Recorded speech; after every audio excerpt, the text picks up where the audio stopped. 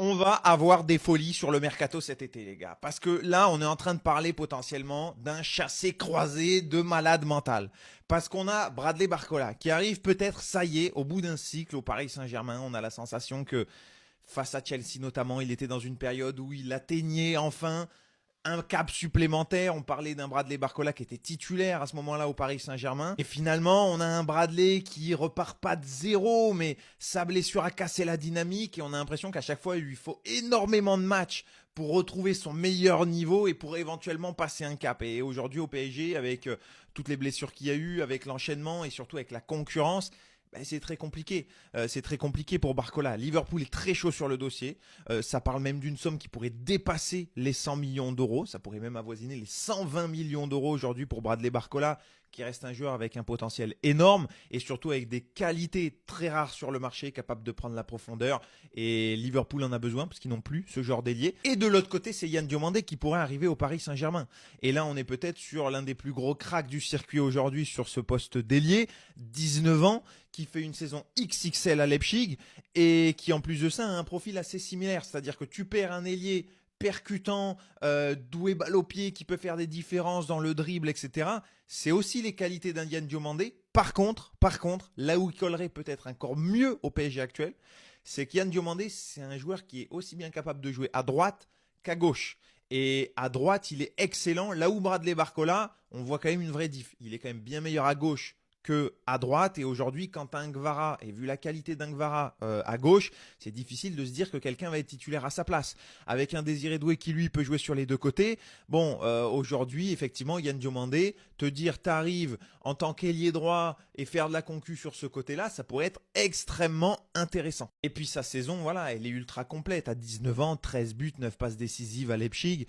Il n'y a rien à dire. C'est l'un des plus gros prospects aujourd'hui du circuit. Et te dire Yann Diomandé, avec sa qualité évoluée sous Luis Enrique, les gars, moi je demande qu'à voir. Je ne demande qu'à voir. Moi, perso, c'est un chassé-croisé qui me botte. Voilà, si jamais tu perds Barcola, mais que c'est pour prendre Yann Diomandé, je signe. Par contre, attention, perdre Barcola pour prendre personne ou pour prendre un profil pas du tout similaire, ce serait peut-être une très grosse perte. Mais comme ça, dans cet état-là, moi personnellement, je signe. Dis-moi ce que t'en penses en commentaire. Les gars, l'équipe, ils ont fait un classement des joueurs du PSG parmi les meilleurs joueurs du monde à leur propre poste. En gros, par exemple, Safonov, ils le mettent top 10 des gardiens mondiaux. Hakimi, ils le mettent top 1 des arrières droits. Marquinhos, top 6 des défenseurs centraux. Pacho, numéro 1 des défenseurs centraux. Nuno Mendes, numéro 1 des latérales gauche. Vitinha, il est dans le top 3. Après, vous faites votre top 3 comme vous voulez, mais il est dans le top 3. Joao Neves, il est dans le top 5 des joueurs à son poste. Fabian Ruiz, ils l'ont mis top 8. Désiré Doué, ils l'ont mis top 4. Dembélé, numéro 1 à son poste, en poste de numéro 9. Et Kvaratskhelia, numéro 1 au poste d'ailier gauche. Est-ce que vous êtes d'accord avec le classement de l'équipe sur les joueurs du PSG? Déjà, je pense qu'il y a des postes où il n'y a même pas débat. Juste Hakimi top 1, Nuno Mendes top 1, je pense que sur ça, on est tous d'accord. Vitinha top 3, je pense qu'on est tous d'accord parce que chacun il a un top 3 différent, mais on le met tous top 3 Vitinha. Il y en a qui vont mettre Pedri, il y en a d'autres qui vont mettre Rice, mais dans tous les cas, le top 3, je pense, de tout le monde, c'est le même. Là où ça peut faire débat, et je sais que ça va faire débat, c'est Dembouz. Est-ce que pour vous, Dembouz, c'est le numéro 1? En numéro 9, c'est le numéro 1 devant Harry Kane, devant Haaland, devant tous les autres. Devant Mbappé, etc. Et Kvaratskhelia, est-ce que pour vous, c'est le numéro 1 en tant qu'ailier gauche, devant un Vinicius ou un Rafinha, par exemple? Désiré Doué, ils l'ont mis top 4, mais je sais pas c'est à quel poste. Si c'est ailier droit, peut-être ailier droit. On va dire qu'il y a Yamal devant, il y a Olysée devant. En tout cas, le classement qu'ils ont fait, c'est sur la forme actuelle. C'est actuellement au présent. Donc, est-ce que vous êtes d'accord avec eux ou pas? Et si vous n'êtes pas d'accord, avec qui? Et vous le mettez combien? Pourquoi je déteste le PSG, partie 2. Et hier, vous vous êtes déchaînés. J'ai fait une petite vidéo tranquille, vous êtes déchaînés. J'ai eu 537 commentaires. Mais moi, les gars, j'aime trop débattre avec vous. Déjà, s'il vous plaît, continuez à mettre des commentaires qu'on puisse voir à quel point vous êtes super bêtes. Hier, de quoi j'ai parlé dans ma vidéo? Pourquoi, principalement, je déteste le PSG? La première chose que j'ai dit dans ma vidéo, c'est que je n'ai rien contre le Paris Saint-Germain en tant que tel. Le problème, c'est vous. Parce que j'ai mis en lumière un petit peu votre communauté. Dans les commentaires, j'ai vu quoi? Mais vous vous êtes fait battre par l'équipe B du PSG. Quel est le rapport? Je parle des supporters. Excuse-moi, t'étais sur le terrain? Vous voyez, on essaie de débattre avec vous en tout bien, tout honneur. vous arrivez à essayer de créer une compétition entre nous et vous. Alors que le sujet n'est pas la compétition entre les deux équipes, mais bien de la communauté parisienne. C'est pour ça que c'est super facile de débattre avec vous, parce qu'il est très facile de vous mettre en difficulté. Bon, globalement, il n'y a pas eu que ça dans mes commentaires, mais j'en ai retrouvé pas mal. Encore une fois, dans ma vidéo, ce que je critiquais le plus, c'est vos connaissances footballistiques sur le long terme du PSG. C'est hyper pas français. Grosso modo, en gros, vous supportez le club, mais vous n'y connaissez rien. En toute honnêteté, je pose la question à un Parisien sur deux. Des questions un petit peu plus profondes sur votre histoire, sur votre club. Je pense qu'une personne sur deux ne saura pas me répondre des questions que je vais lui poser. Sans même forcément rentrer dans les détails, hein. Je vais pas vous dire, ouais, cite-moi le 11 2004, nan. De toute façon, quand déjà je pose des questions pour juste citer 5 jours avant l'ère Qatari et on me sort Zlatan, Beckham, qui d'autre, je sais plus. Pour moi, ça reflète juste que vous ne supportez pas votre club par passion. Vraie passion, hein. La passion qui vous anime du plus profond de votre cœur, qui va battre en fait à chaque minute pour votre équipe, mais bien parce que votre équipe est méga forte. Et les gars, vous avez le droit. Il n'y a pas de galère. Mais oui, vous pouvez dire aussi que le Barça, c'est une communauté très toxique, qu'il y a beaucoup de footix, ce que vous voulez. En fait, chez chaque supporter du Barça que j'ai vu, c'est de vraies passions qui les animent. Et ça, tu le retrouves chez aucun autre supporter. C'est juste la vérité, c'est factuel. En vrai, on n'est pas là pour créer des conflits. Vous êtes forts, il n'y a pas de galère. Vous avez une belle équipe, vous avez les meilleurs du monde. Vous allez faire, je pense, votre back-to-back. On va devoir subir encore une fois beaucoup d'énormités qui vont sortir de la bouche des Parisiens. Mais c'est ok. Waouh, regardez ça les gars. Non mais c'est exceptionnel. Oui les gars, vous ne rêvez pas. Regardez ce qu'il y a derrière moi. C'est le classement des joueurs les plus rapides cette saison en Ligue des Champions. Et qui on retrouve en première position, en deuxième position, comme vous voulez les gars, à égalité. Égalité avec Nani Di Matteo et Patrick Schick. C'est Lucas Hernandez les gars. En deuxième position, égalité avec ces deux joueurs, avec une pointe à 39,6 km/h les gars. Mais c'est exceptionnel. Vous vous rendez compte de ce qu'on est en train de dire les gars? Lucas Hernandez, qui est l'un des joueurs, voire le joueur plus rapide cette saison en Ligue des Champions. Et derrière les gars, regardez qui on retrouve. Achraf Hakimi avec 37,03. Bon ça les gars, il n'y a rien de choquant. Hein. Achraf Hakimi, on sait qu'il est rapide. Et Bradley Barcola également, les gars, il n'y a rien de choquant également. On sait qu'il est très très rapide. Quand il part les gars, ça va très très vite. Mais par contre, Lucas Hernandez, avoue que les gars, faut en parler. Parce que c'est exceptionnel. Et franchement, vous savez quoi? Et certes, je ne l'aurais pas pensé. Mais au cours de certains matchs, Lucas Hernandez, notamment en Ligue des Champions, quand il partait, les gars, il allait très très vite. De là à voir qu'il est le deuxième joueur le plus rapide dans Ligue des Champions cette saison, c'est impressionnant, c'est exceptionnel. Vous savez quoi les gars? On parle de sa vitesse, c'est bien d'en parler. Mais au-delà de ça, Lucas Hernandez, il a sorti une saison exemplaire. Une saison incroyable et il a enchaîné les performances de très très haut niveau.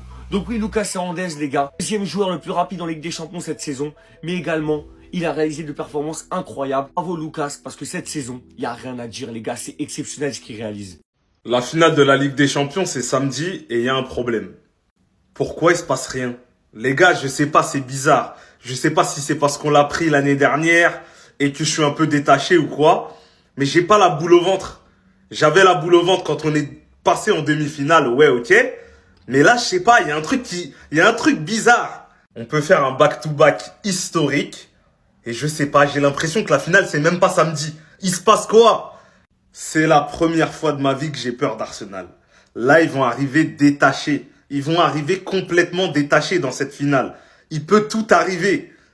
Le PSG, redonnez-nous cette image, s'il vous plaît. S'il vous plaît, vas-y, juste une deuxième fois. J'avais dit la première fois, ça y est, je regarde plus le foot, tout ça. Mais là, promis. Là, vous nous redonnez cette image-là. Moi, ça y est, je me retire. S'il vous plaît, les gars. Samedi, 20h. Donnez-nous cette image de joie. C'est tout ce qu'on vous demande. Après, faites ce que vous voulez. Même vous voulez quitter le club, quittez. C'est pas grave. Mais s'il vous plaît, encore une fois, une dernière. Une nouvelle les gars concernant le prochain mercato estival qui approche un très très grand pas maintenant. Le PSG et Liverpool sont en discussion avec l'entourage de Yann Diomandé pour un transfert cet été. Mais on apprend également que les Reds sont aussi intéressés par Bradley Barcola. Donc les gars, si on comprend bien la chose en vrai de vrai, qu'une possible arrivée de Yann Diomandé au Paris Saint-Germain se ferait qu'en cas de départ de Bradley Barcola les gars. Et c'est tout à fait logique. Vous allez me dire, est-ce que c'est positif pour nous? Est-ce que Yann Diomandé peut venir remplacer Bradley Barcola de départ du Paris Saint-Germain? La réponse c'est oui les gars. Attention, ne pas oublier que Bradley Barcola est un joueur exceptionnel. Certes oui, en ce moment les gars ça ne va pas trop. Dans une période de moins bien. On le voit les gars, il a pas cette envie d'aller en avant. Il a pas cette envie d'aller marquer, d'aider l'équipe au maximum. Donc oui les gars, remet en cause sa place d'actuel titulaire au Paris Saint-Germain. Bien sûr, est-ce que ça va acter son départ? On ne sait pas encore les gars, on n'en sait pas plus. Car si vous voulez mon avis sur Yann Diomandé, le jeune joueur du RB Leipzig et de cette grande équipe de la Côte d'Ivoire, Les gars, faut dire les termes. C'est un joueur exceptionnel. C'est un joueur très très fort. Comment c'est très très fort? La finition, c'est impressionnante. C'est un joueur qui est très très complet. Maintenant, à voir si ça va se faire, les gars, je le dis, hein. Je tiens à le dire, mais à voir si ça va se faire. Est-ce que Yann Diomandé va rejoindre le Paris Saint-Germain? Et s'il le rejoint, comme je l'ai dit précédemment, ce serait uniquement en cas de départ de Bradley Barcola. Et c'est tout à fait logique. Un joueur comme Yann Diomandé ne va pas venir pour être sur le banc. Il va venir pour avoir du temps de jeu et pour montrer de quoi il est capable, les gars. Même si on a déjà vu de quoi il est capable, les gars, Yann Diomandé, c'est exceptionnel. C'est un joueur incroyable. En tout cas, c'est à suivre de très très près durant ce prochain mercato. Une potentielle arrivée de Yann Diomandé au Paris Saint-Germain. Potentiel départ de Bradley Barcola du Paris Saint-Germain dès cet été. C'est un truc. Je me répète, ramenez le PSG juste pour tester un truc. Mais ramenez-vous le PSG. Oui, j'ai changé d'humeur, oui. Venez maintenant, venez. Ramenez-nous le PSG. Ramenez-nous le Paris Saint-Germain. Demain, au tirage. Je me sens mal. Parce qu'en fait, les Parisiens, ils s'y croient en fait. Ils pensent qu'ils vont prendre la LDC, qu'ils vont retourner sur les champs, etc. Ils pensent déjà à la fête. Et en fait, c'est nous qui allons leur retirer tout ça. PSG va se faire éliminer par le Bayern pour 5 raisons. Et la cinquième est tellement évidente que même les Parisiens vont être d'accord avec moi. Raison. Les frérots, qu'est-ce qu'ils sont forts. Ils sont tellement forts. Toute l'année, ils nous ont dit « Ramenez-nous le PSG ». Et à la fin, ils nous disent que les supporters du Paris Saint-Germain, ils sont prétentieux. Ils sont forts, mais ils vont pas rentrer dans notre tête. Vous avez vu ce qu'ils essayent de faire avec Arsenal? Ouais, le PSG, ils sont ultra favoris. Le PSG, si ça perd, c'est une saison ratée pour Luis Enrique. Les gars, vous avez vu qu'on a perdu en finale contre Chelsea en Coupe du Monde des clubs. Mais Chelsea, c'est des petits. Chelsea, ils ne savent même pas comment ils ont fait pour battre le Paris Saint-Germain. Aujourd'hui, ils ont fini 10e. Et même, on les a affrontés en 8e de finale, on les a tabassés. Arsenal, on les a affrontés l'année dernière en demi-finale de Champions League.